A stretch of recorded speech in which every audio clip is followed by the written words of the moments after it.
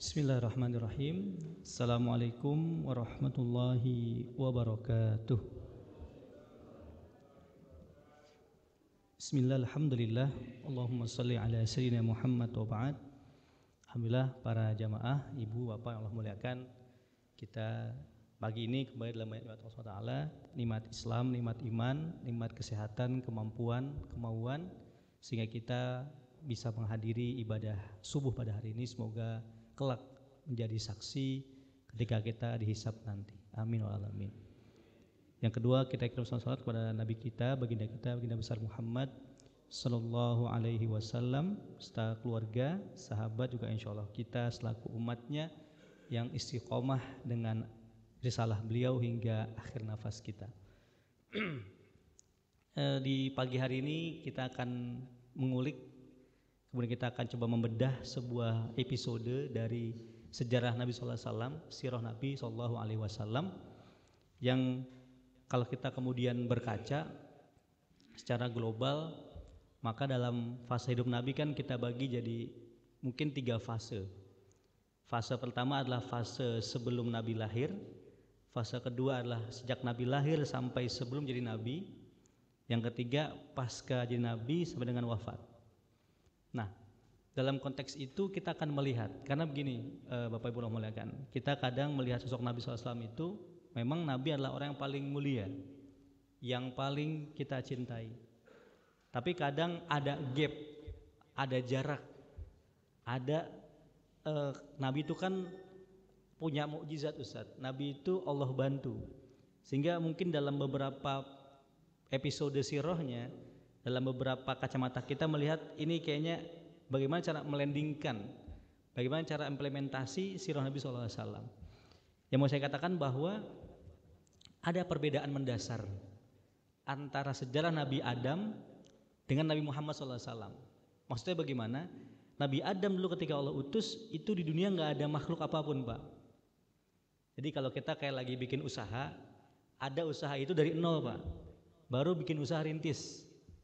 Atau misalkan berkeluarga, ada keluarga baru nikah nih dari nol lagi. Tapi ada usaha itu udah berjalan, tapi kemudian ganti direkturnya, ganti CEO-nya. Maka perusahaan itu pun akan berganti dan akan melanjutkan apa yang menjadi visinya.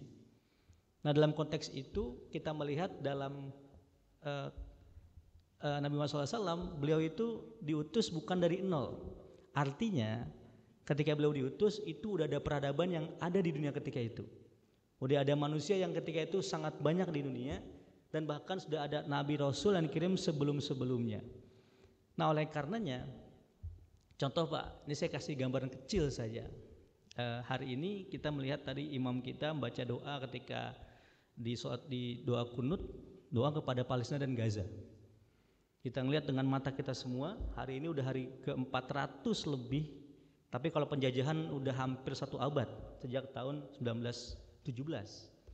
Kemarin kita mungkin ada yang lihat sebagian bagaimana Indonesia hadir di KTT luar biasa OKI Liga Arab di Riyadh, Arab Saudi. Indonesia waktu itu diwakili sama Wamenlu, ngasih speech lah, pidato seterusnya.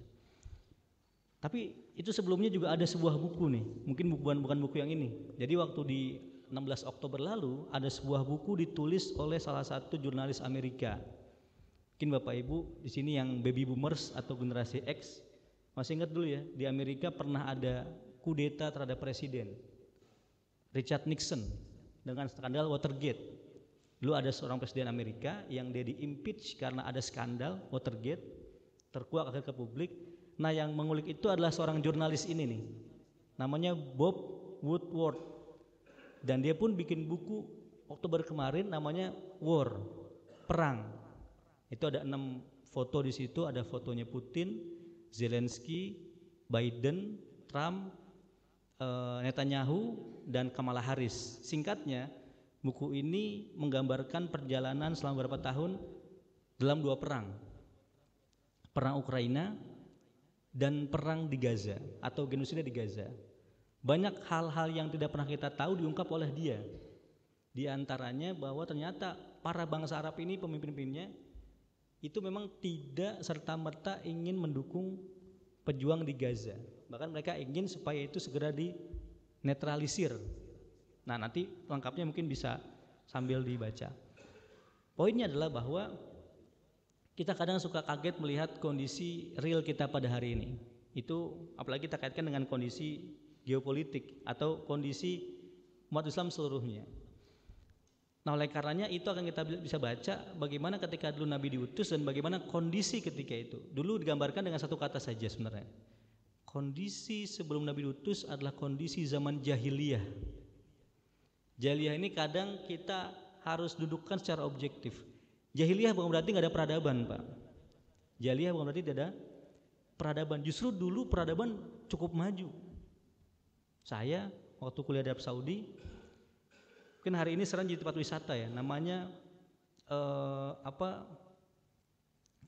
Madain Soleh. Jadi sebuah tempat di Arab Saudi itu yang dulu itu dikaitkan dengan kaum Nabi Soleh yang Allah laknat. Tapi di hari ini kita ke sana itu gunung-gunung batu mereka ukir, Pak. Jadi kalau kita lihat ini kan luar biasa nih, Al-Ikhlas sangat indah, cantik arsitekturnya. Ternyata peradaban dulu mereka memahat itu di gunung-gunung batu.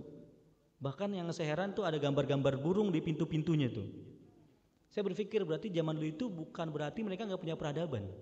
Bahkan hari ini piramida di Mesir, Sphinx masih berdiri kokoh, Pak. Artinya mereka punya peradaban sebetulnya. Lalu kita kaitkan dengan siklus ekonomi dan seterusnya. Tapi ada 1-2 poin yang itu akan kita coba bedah. Kenapa kemudian disebut sebagai masa jahiliyah? Nah, kaitkan dengan itu maka dalam sebuah hadis Nabi sampaikan, saya hanya punya satu memori yang itu saya nggak akan pernah lupa ketika masih dalam masa jahiliyah, artinya sebelum jadi seorang nabi. Jadi bayangin Pak, ada sebuah fase Islam datang, tapi Nabi kangen dengan sebuah masa sebelum Islam datang. Padahal kan Nabi kan sendiri kan gundah kan, makanya Nabi galau, bahasa anak sekarang lagi galau gitu ya, lagi gundah gulana, pergi ke sebuah bukit, namanya Bukit Hiro gitu ya. Tapi Nabi kok masih kangenin sebuah episode itu. Ternyata Nabi sampaikan apa episode itu?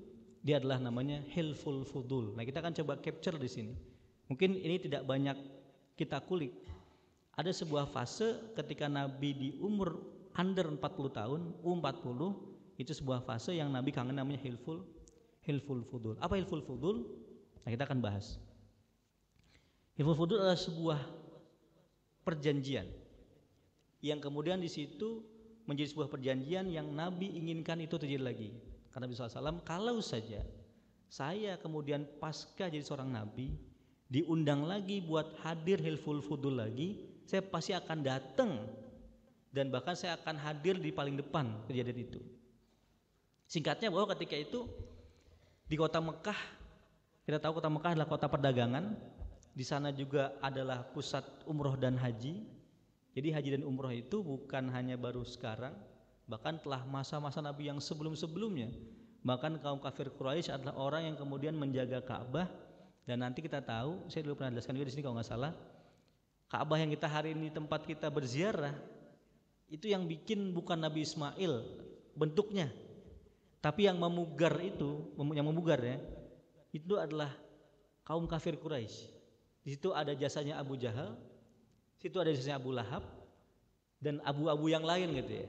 Tapi kalau Abu Janda pasti nggak ada ya Pak ya, karena Abu Janda baru sekarang dia hidupnya. Tapi abu yang lain itu situ ada semua.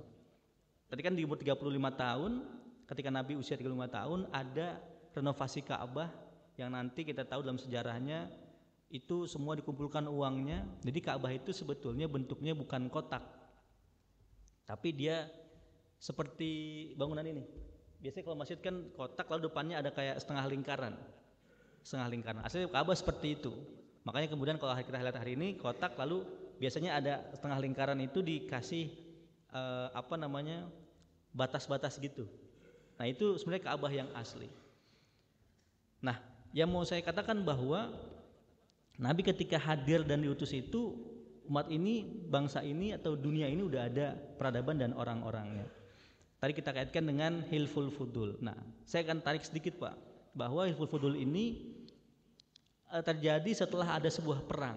Pertanyaannya, Nabi pernah nggak menghadiri sebuah perang ketika masa jahiliyah? Jawabannya pernah. Yaitu perang Fijar yang terjadi sebelum Hilful Fudul. Jadi Nabi pernah ikut perang di usia 15 tahun. Ini mungkin penting juga Pak ya. Karena hari ini kan di Indonesia didominasi oleh anak muda yang katanya mereka generasi strawberry. Strawberry rasanya apa Pak? Enak gak Pak? Enak ya strawberry. Ada yang bilang juga nasi sandwich karena mereka pengeluaran satu orang bisa buat keluarga bareng. Tapi strawberry karena mereka kadang tidak punya kekuatan mental yang luar biasa. Ini dibandingkan dengan generasi para, kan ada milenial, ada kolonial ya Pak ya. Atau generasi yang sebelumnya yang mereka merasakan betul bagaimana ketika Republik ini berdiri, ketika gonjang-ganjing di era Orde Baru udah lama, sehingga ada instabilitas politik dan mereka lebih siap secara mental. Nah, dalam hidup Nabi SAW, saya geser dikit ke belakang.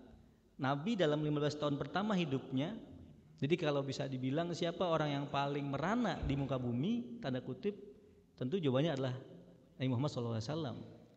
Bagaimana nggak merana, beliau lahir, bapaknya udah wafat, kemudian ketika umur 6 tahun, ibunya pun wafat. Usia 2 tahun sampai 2 tahun sampai 6 tahun tidak tinggal dengan ibunya. Ini ada ibu-ibu di belakang. Jadi anak lahir dengan kondisi yatim, ketika umur 2 tahun disusui oleh orang lain, Halimatus Sa'diyah, ada 2 orang, Suwaibah dan Halimatus Sa'diyah. Usia 6 tahun kembalikan lagi ke orang tuanya. Pas ziarah ke makam bapaknya, ibunya wafat. Lalu diambil oleh kakeknya. Tapi sebelum dia kembali pada ibunya kan ada peristiwa pembelahan dada. Jadi ada sebuah traumatik sejak kecil dan kemudian itu dijelaskan oleh Allah dalam surat Ad-Duha. Kalau kita lihat kemudiannya, ternyata keluarga Nabi itu keluarga yang mulia. Nabi SAW mengatakan, Ana Sayyidul Qaum. Saya ini adalah tuannya kaum saya dan bapak saya adalah sebaik-baik orang dan seterusnya. Tapi kalau kita lihat Pak, secara harta keluarga Nabi itu keluarga yang cukup sederhana. Karena Abu Thalib bukan seorang pengusaha kakap seperti yang lain. Maka dalam masa kecilnya Nabi itu pernah menggembala kambing. Bahkan Nabi waktu umur 12 tahun diajak berdagang ke negeri Syam. Kemudian kan ada sebuah episode, ada seorang pendeta yang tahu ini seorang nabi. Itu adalah ketika Nabi usia 12 tahun. Mungkin di sini tadi yang sholat dengan kita juga ada, juga yang ada hadir barangkali usia 12 tahun Pak, usia kelas 6 SD. Dari Mekah diajak berdagang ke arah Romawi, Syam. Hari ini daerah Palestina dan seterusnya, ribuan kilometer. Lalu kemudian diajak berdagang, kenapa? Karena memang tradisi keluarga berdagang dan tidak merupakan anak orang kaya ataupun keturunan orang kaya. Kan kalau akhir-akhir ini ada sebuah kasus tuh yang di Jawa Timur, yang anak orang kaya pernah kasus pidana, terus bebas, ternyata ketahuan hakimnya disogok, ternyata tangkap lagi ibunya. Jadi si anak ini udah gede tapi masih manja gitu kan, tanda kutip, karena dia kena kasus, yang bebasin ibunya, akhirnya ibunya kena, bapaknya lagi dicari juga sekarang. Saya nggak usah sebut nama, yang mungkin pada tahu semua. Nah ini kan kita lihat dalam konteks seperti itu. Nah, jamaah muliakan, maka dalam kondisi tadi kita melihat dalam sebuah konsep gitu ya. Makanya para ahli parenting, ulama mengatakan bahwa ada sebuah istilah dalam bahasa Arab, ar-rafahiyatu la tasna'u rijalan. Jadi karakter dan mental yang kuat itu kadang-kala tidak dibentuk dari kondisi yang nyaman. Ar-rafiyah adalah kesejahteraan, kenyamanan, kemewahan, itu kadang tidak membentuk karakter, terutama ketika di masa-masa muda. Makanya kemudian kan Nabi itu ditempa. Nabi itu bukan pilihan tanpa proses gitu ya. Tapi Nabi betul diproses oleh Allah. Bisa nggak anak yatim lalu bertahan? Bisa nggak dia kemudian ibunya wafat juga dengan kakeknya? Bisa nggak dia kemudian dengan keluarga yang sangat sederhana? Bisa nggak dia berdagang? Dan seterusnya, bahkan sampai dengan menggembala kambing. Ternyata Nabi mampu melewati hal itu semua. Saya kira kondisi ini tidak kita lihat dalam konteks pribadi saja Pak, tapi juga dalam kondisi sebuah bangsa dan sebuah umat. Kita lihat hari ini umat Islam jumlahnya banyak, hampir 2 miliar dari jumlah penduduk manusia 8 miliar, seperempatnya umat muslim. Apakah kita kemudian telah pada umat yang siap karakternya gitu? Yang kalau dulu kan tadi ada yatim, ada piatu, kemudian ada fase-fase yang lainnya. Nah, saya kira ini kita bisa lihat dalam kondisi berikutnya. Saya agak geser ya Pak ya, karena hari ini saya nggak pakai slide, bisa pakai slide. Saya akan coba jelaskan secara lebih detail. Saya akan geser sedikit kepada zaman Nabi sebelum lahir. Saya akan capture dengan 3 kondisi. Bahwa secara umum hari ini kita melihat banyak negara-negara itu menjadi kaki tangan dan boneka dari negara-negara besar. Dulu pun sama kondisinya. Bahkan dulu itu secara politik global hanya ada 3 kekuasaan utama. Satu adalah Romawi, Persia, dan ketiga adalah di Yaman. Yaman itu bagian selatan Pak, bagian selatan Arab Saudi dan Jazirah Arab pada hari ini. Nah kalau kita lihat dalam proses perjalanannya, maka Nabi sampai dengan akhir hayatnya itu belum pernah bisa mengalahkan Romawi dan Persia. Tapi Nabi udah bilang bisa mulai masuk ekspansi ke kaki tangan Romawi dan Persia ketika itu. Nanti di ujungnya ada perang Tabuk misalnya. Di tahun ke-10 Hijriyah sebelum Nabi wafat itu ada perang Tabuk, yang Tabuk adalah tempat yang menjadi kaki tangan atau proksi daripada Romawi itu sendiri. Jamaah muliakan. Jadi sebetulnya kalau kita lihat dalam konteks hari ini, kalau ada negara-negara besar adidaya, nah itu juga terjadi pada masa yang lampau. Cuman uniknya di Jazirah Arab sendiri itu mereka struktur negaranya itu adalah kabilah Pak. Adalah kabilah. Kabilah itu tidak ada aturan baku, tapi mereka sangat fanatis. Jadi salah satu ciri dari bangsa Arab sampai hari ini itu adalah bangsa kabilah, bangsa enklave, yang mereka sangat fanatik dengan kearabannya. Saya coba lihat kondisi hari ini. Ada negara namanya Kerajaan Saudi Arabia, Kerajaan Yordania Al-Hashimiyah, Uni Emirat Arab. Ini saya akan jelaskan Pak, supaya kita nggak kaget-kaget nih, karena sebenarnya ini akan ujung kepada isu Palestina. Dan isu Palestina banyak orang kok tanya, Ustadz itu kok negara Arab yang paling dekat gak bisa bantu? Kenapa kan gak mau bantu? Nah saya akan coba bangun struktur berpikirnya. Jadi kerajaan Arab Saudi itu adalah kerajaan yang dibangun atas sebuah keluarga, namanya Raja Saud. Maka kerajaan itu dibangun atas sebuah keluarga. Ada lagi negara Yordania Al-Hashimiyah, yang ini adalah dari keluarga ngakunya sebagai Bani Hashim. Padahal dulu Bani Hashim ini atau Yordan ini kakeknya itu awalnya adalah orang yang menguasai kota Mekah. Jadi abad 20 itu ketika sebelum Palestina dijajah masih ada Utsmani, uyutnya Yordania ini kemudian mereka yang menguasai di kota Mekah dan Madinah, namanya Syarif Hussein. Lalu Raja Saud ini yang waktu berkuasa di Riyadh, dia mulai memperluas wilayahnya, mengekspansi sampai ke Mekah Madinah. Nanti kemudian si Hussein ini diusir dan lari ke Yordania pada hari ini. Jadi kalau kita lihat Pak, kayak kita hari ini ada sebuah keluarga, lalu mereka berperang, yang satu dapat satu wilayah, satu lagi kabur, bikin negara yang lainnya, dan itulah kemudian terbentuklah peta Jazirah Arab pada hari ini. Hampir semuanya dikuasai oleh 1-2 keluarga. Makanya sangat mudah sekali untuk dibenturkan. Hari ini perang di mana Pak yang paling banyak? Timur Tengah. Nanti di Libya selesai. Nanti di Sudan hari ini, nanti di Tunisia, nanti di mana-mana lagi yang mereka akan sangat banyak dan sangat mudah untuk kemudian pecah. Nah saya kira ini bedanya dengan kita negaranya negara yang kemudian dibangun oleh banyak entitas, tidak hanya orang, tokoh, bahkan suku dan lain-lain. Jemaah muliakan. Nah kondisi yang kedua adalah di Jazirah Arab sendiri itu mereka sudah punya peradaban yang cukup maju, peradaban secara ekonomi. Saya sempat jelaskan juga bahwa mereka punya konsep namanya Quraisy Pak. Quraisy itu adalah konsep ekonomi yang sangat maju sekali. Mereka mengerti sebagai negara satelit. Hari ini yang tahu konsep ini diterapkan diantaranya oleh Singapura dan Emirat Arab. Ada sebuah negara yang itu mereka bukan negara produsen, tapi mereka bisa sangat menjadi negara yang sangat makmur sekali. Karena tahu posisi yang sangat strategis bagi mereka sendiri. Jazirah Arab ketika itu, Mekah khususnya sebagai ibu kota itu nggak bisa punya pertanian, Pak. Sampai hari ini kita kalau ke Mekah, apa makanan paling favorit di Mekah, Pak? Paling kambing, onta, Pak ya. Bahkan kurma pun tidak ada yang asli Mekah.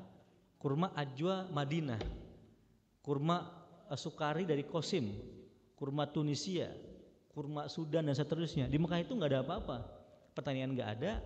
Mereka pun mengembala kambing, ya kambing kemudian diambil sekedar untuk kemudian memenuhi kebutuhan. Tapi mereka ternyata cerdas juga. Jadi jahiliyah itu bukan berarti mereka nggak punya pikiran, mereka bahkan sangat cerdas sekali. Maka dia bikin konsep namanya perjalanan dagang ke utara dan selatan setiap pergantian musim. Kan Eropa tuh di atas, kalau musim dingin itu di akhir-akhir tahun, tapi di selatan ketika itu masih musim agak semi-semi pancaroba gitu ya. Maka ada perjalanan dari Mekah ke utara ketika musim dingin dan ke selatan ketika musim panas. Ternyata itu menjadi lumbung usaha dan konsep ekonomi yang sangat luar biasa. Hari ini contoh Pak, Singapura itu dia dari mana sumber devisa negaranya? Karena dia adalah kota transit. Maka kita tahu di sana bahkan para koruptor, para pelaku money laundering semua pasti ke Singapura. Parkirnya di sono. Karena itu tempat yang sangat strategis transitnya. Bagi Singapura nggak ada masalah. Yang penting lo store duit ke gua dan kita akan jaga Anda. Itu yang terjadi di kota Mekah ketika itu. Makanya semua orang ketika itu boleh masuk Mekah, mau ngapain silakan, tapi mereka bayar pajak dan cukai. Cukai. Bahkan yang lebih mengagetkan lagi, mereka itu bisa memanipulasi pasar. Jadi karena mereka tahu ada potensi pasar global, jadi kan ketika dipetakan Mekah itu di tengah-tengah. Jadi mereka bisa menguasai rantai distribusi. Mungkin di sini ada sebagian yang usaha ini Pak ya, distribusi Pak. Tahu tuh ada produk, ada konsumen. Ini nggak bisa kan masuk ke sono kalau nggak ada yang mendistribusikan. Maka si distributor ini sebagai sangat penting sekali dia. Rantainya sangat penting. Petani kayak apa juga, kalau dia memproduksi tapi nggak ada yang beli tengkulak dan dijual ke pasar, nggak akan bisa laku itu.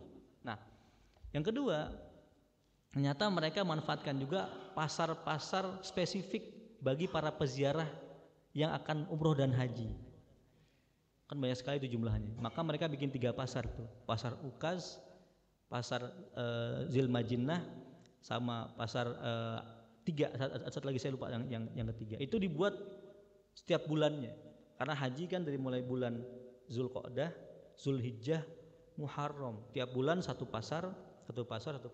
Singkatnya, mereka betul-betul menguasai tentang konsep ekonomi ketika itu dan mereka bisa menguasai sumber-sumber keuangan. Yang Allah muliakan, yang berikutnya mereka juga punya konsep politik. Maka dia tahu ini negara satelit, maka mereka akan buat suatu kebijakan yang itu dibuat secara kolegial. Maka di sana di Mekah ada namanya Dewan Perwakilan Kabilah-kabilah tuh, yang kantornya di samping Ka'bah, namanya Darun Nadwa. Mereka bikin banyak kebijakan. Nah, peristiwa tadi yang saya sampaikan terjadi ketika ada seorang pedagang yang hendak bertransit ke Mekah, lalu dia bertransaksi dengan orang Mekah, lalu dia ditipu dia udah jual beli dengan orang asli Mekah, tapi barangnya dikirim, uang nggak sampai. Dia protes ke sana sini, nggak ada yang berani bantu karena si orang ini dari kabilah yang terkenal. Maka dia kemudian, nah ini nih, jangan-jangan inspirasi hari ini kalau ada sesuatu kasus nggak akan bisa lancar kalau belum viral dari sini, jangan-jangan. Kan sekarang suka gitu Pak. Kemarin kasus yang lagi viral juga guru Supriyani, mungkin mengikuti Pak ya, seorang guru honorer yang kemudian dipolisikan karena katanya memukul anak. Ternyata anak itu awalnya bilang jatuh di sawah, lalu katanya dipukul sama gurunya, padahal gurunya nggak pernah ngajar, dan seterusnya. Ternyata anak ini bapaknya seorang polisi yang juga kanit intel polsek setempat. Jadi anak kanit intel, polisiin gurunya dan seterusnya, yang guru honorer ternyata gajinya sebulan hanya 300.000 rupiah gitu ya, dan seterusnya. Atau banyak kasus-kasus yang lain yang kalau nggak viral nggak nyampe tuh. Ternyata konsep ini bukan baru sekarang terjadi, sejak zaman dulu. Nah, dia dari kabilah Zabidi namanya, lalu dia kemudian bikin konpres lah Pak. Cuman konpres zaman dulu tuh nggak kayak kita sekarang undang media. Zaman dulu konpresnya itu dengan cara dia naik ke bukit, di atas bukit dia ngomong dengan sebuah syair-syair. Jadi dulu itu media itu dengan kata-kata syair, dan konpres itu adalah ketika orang naik ke sebuah bukit dan ngomong di sana. Bukitnya itu kemudian hari ini adalah kalau kita di Ka'bah di Mekah, Masjidil Haram, lihat ke istana yang ada di sebelah kiri yang arah Bukit Sofa Marwa tuh. Kan ada istana raja tuh. Di situ ada bukit kecil namanya Jabal Abu Kubais. Nah, di situ tempatnya waktu itu. Dia naik ke atas itu, dia bilang dengan sebuah syair, intinya dia minta keadilan. Kok gini banget orang Mekah? Jangan-jangan saya pendatang, saya pengen berusaha, kok saya ditipu di sini, dan nggak ada yang berani untuk kemudian menegakkan keadilan.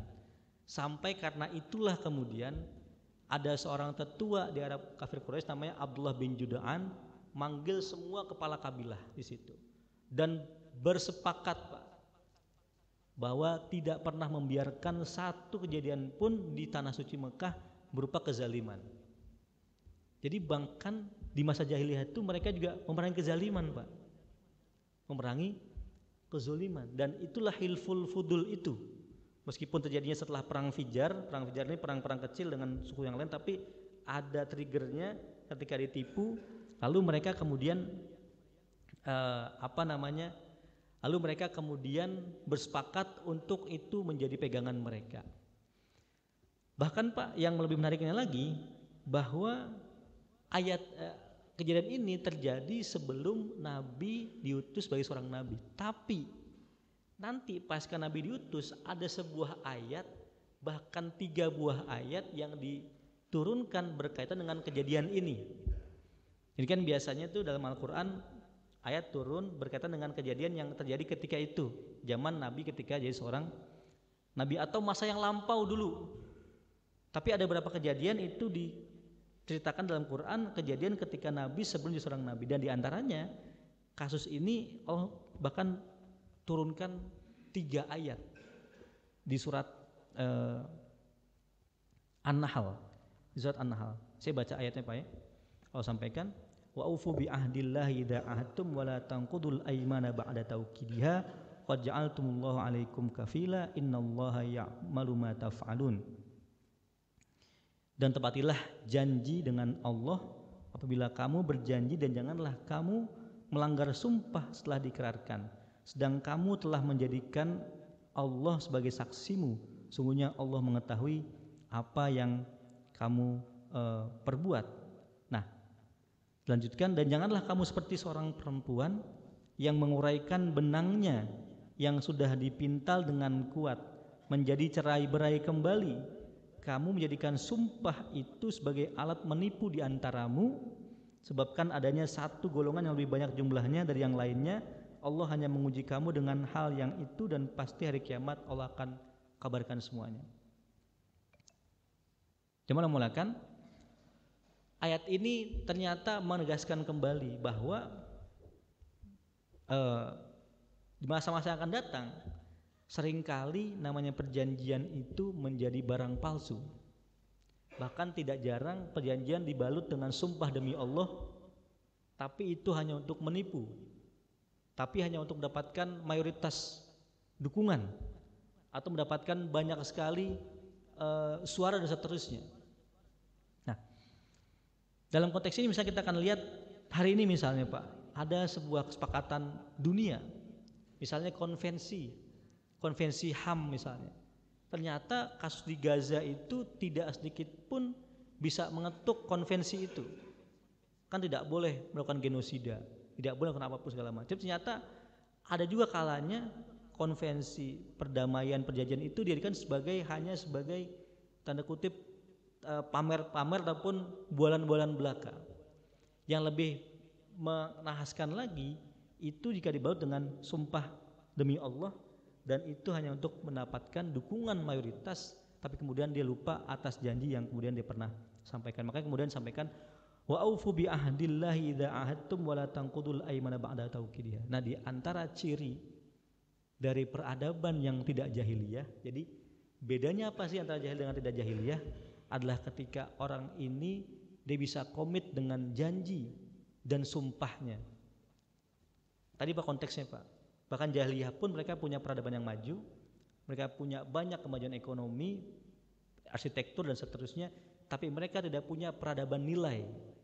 Maka konteks jahiliyah adalah nilai dan value itu sendiri. Maka Islam kan hadir dengan bawa bentuk dan value Pak. Nah, value ini yang kemudian hari ini barangkali ada sebagian ataupun banyak kemudian melihat Islam bangunannya adalah seperti ritual. Memang betul kita punya ritual, tapi yang penting juga adalah tentang value itu sendiri. Saya ambil contoh Pak. Misalnya dalam kasus di Palestina, di Gaza Pak. Kita lihat Gaza luar biasa, mereka dengan keterbatasan apapun mereka masih bertahan dan mereka tetap bisa melawan penjajah.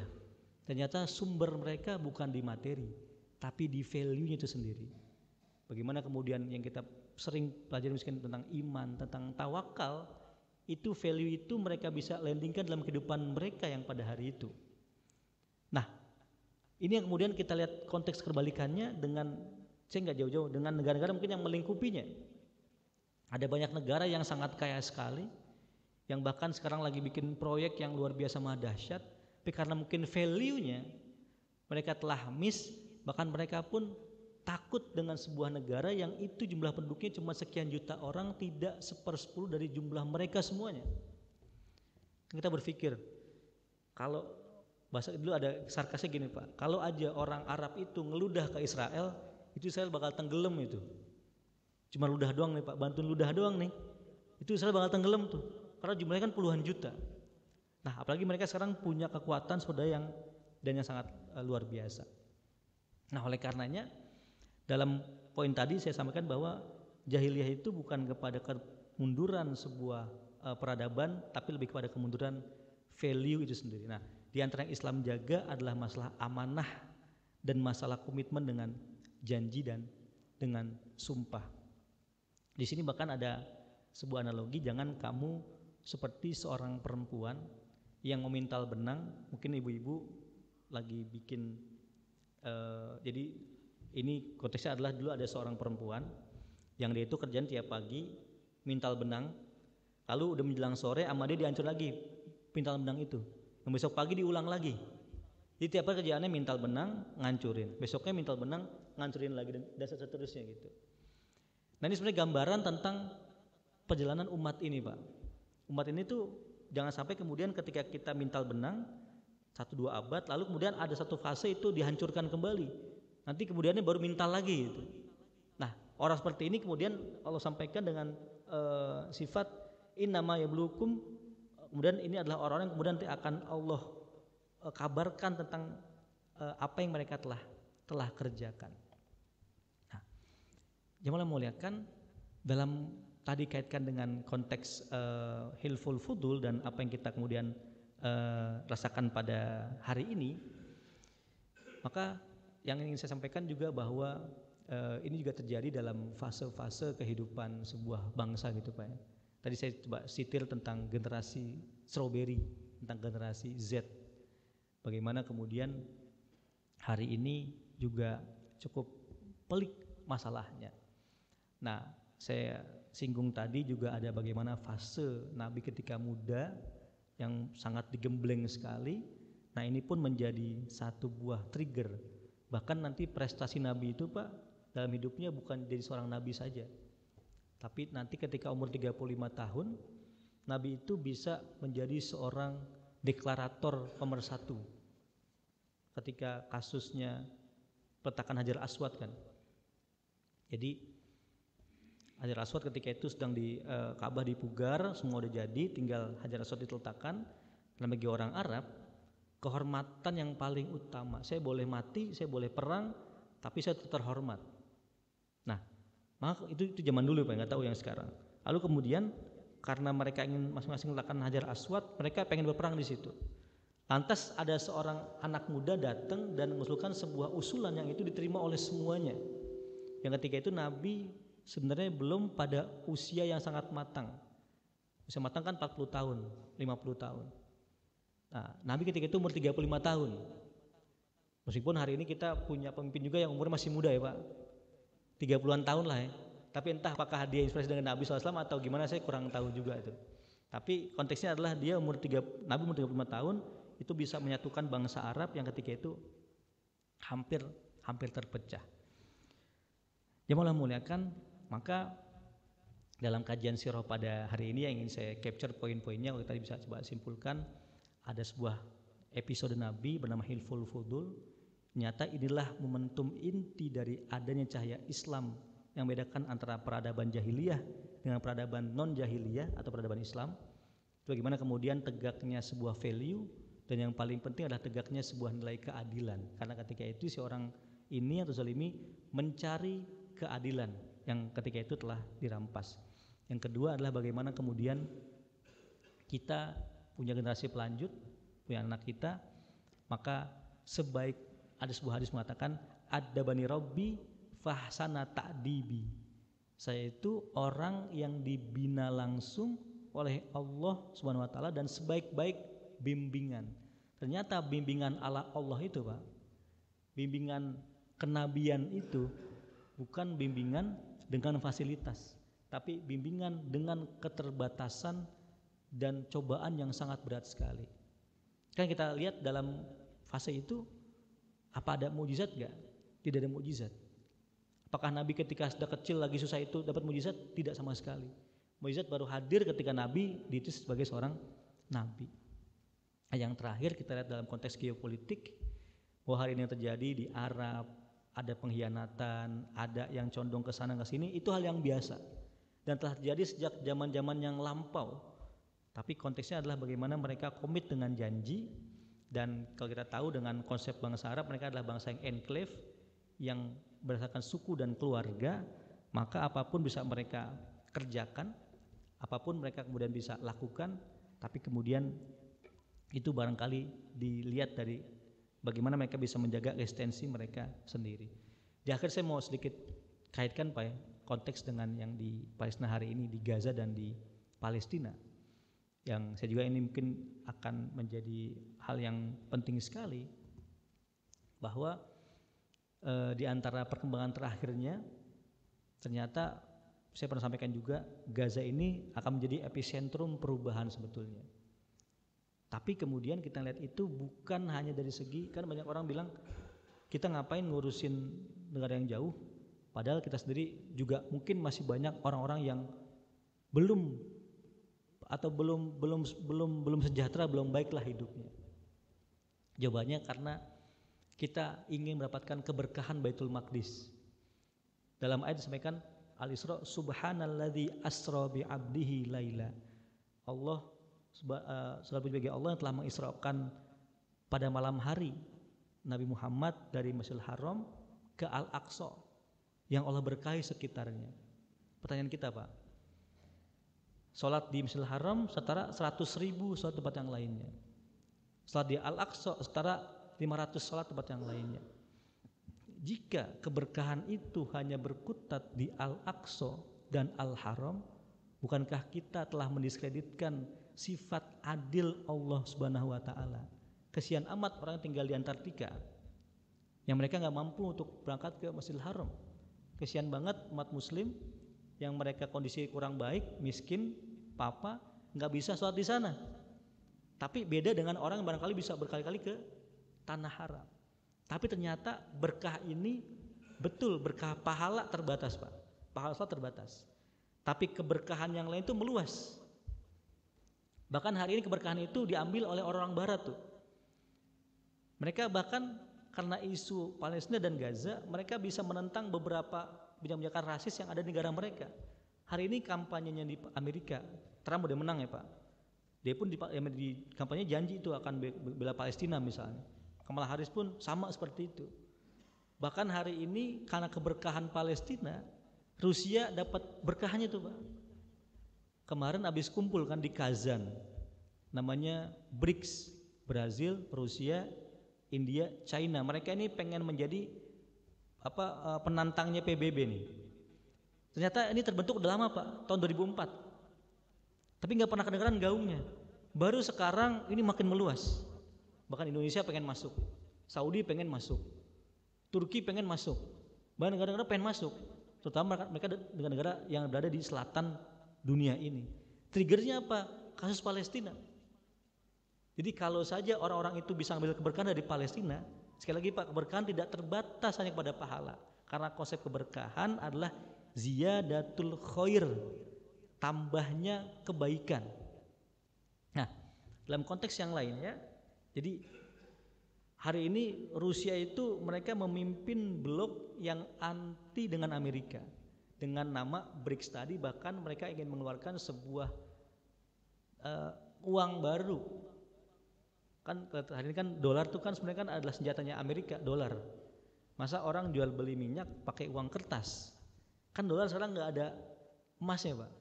Kalau dulu dolar dicetak itu ada emas yang disimpan. Sejak Amerika Perang Dunia Kedua banyak keluar duit, dia bikin kebijakan bank federalnya untuk menghapuskan reserve itu. Karena sekarang uang kertas dolar itu sebenarnya tidak ada jaminan emasnya, hanya uang kertas belaka. Maka ada perlawanan balik. Nah saya kira ini yang kita perlu coba ambil keberkahan-keberkahannya, ambil hikmah-hikmahnya, terutama bagi bangsa kaum muslimin, bagi orang Islam sendiri.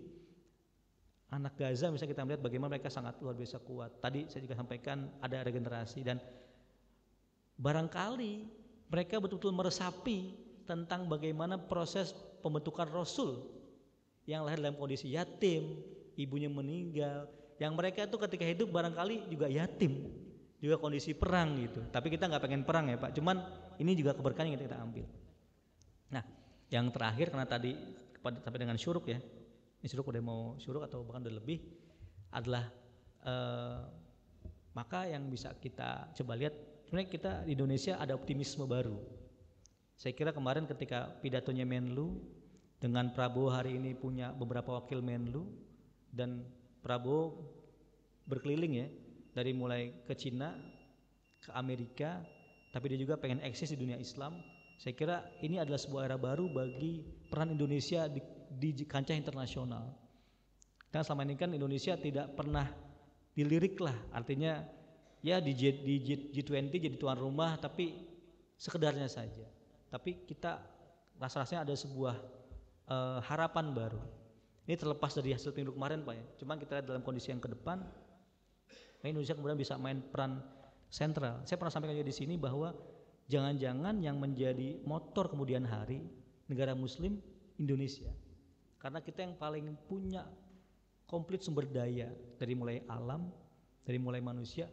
Tadi saya singgung Pak, Arab itu, Islam itu kenapa Allah kirimkan di Mekah? Karena kan itu denyut nadi dunia ketika itu, karena pusat transit semuanya Pak. Hari ini Pak, kalau blok Natuna itu rusuh Pak, Laut Cina Selatan rusuh, itu yang rusuh bukan cuma Indonesia sama Cina, tapi 2/3 dunia pelayaran akan terhenti. Mungkin di sini bapak-bapak yang usaha distribusi mengerti betul jalur itu jalur yang sangat vital tuh. Nah, kan dulu kan Portugis masuknya lewat situ tuh, lewat Selat Malaka, lewat Cina Selatan. Saya juga baru tahu kemarin ngobrol-ngobrol, ternyata luar biasa banyak tuh alur perjalanan layar kapal-kapal internasional itu yang lewat situ. Yang itu akan berarti akan ada interaksi dengan Indonesia. Maka Indonesia sangat penting sekali posisinya. Jangan heran dulu Soekarno pidato di Kongres ditepuk tanganin lama banget. Terus diwawancara sama jurnalis Amerika. Terus di Soviet diterima baik oleh Soviet. Bukan karena pengen apa, tapi tahu Indonesia ini sangat penting posisinya. Nah, dulu pun proses shifting bangsa Islam itu mendunia karena posisinya bukan di tepi-tepian Pak, tapi tengah-tengah Pak. Tengah-tengah percaturan ini. Nah hari ini pun kita juga dalam konteks itu sangat dibutuhkan oleh semuanya. Tinggal kita sendiri Pak yang menyiapkan. Maka tadi saya singgung juga tentang generasi muda.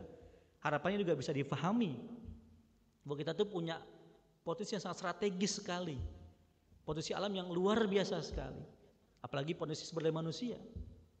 Ya bangsa Arab semua dikumpulin, nggak sampai di Indonesia jumlah orangnya Pak. Kita 250 juta. Di sono paling gede tuh negara Arab penduduknya Saudi kan, 40 juta orang. Ya itu nggak akan bisa sama dengan kita. Oleh karenanya dalam kajian sirah ini, tadi saya singgung hal yang tadi, mudah-mudahan ini bisa menjadi buat kita keberkahan.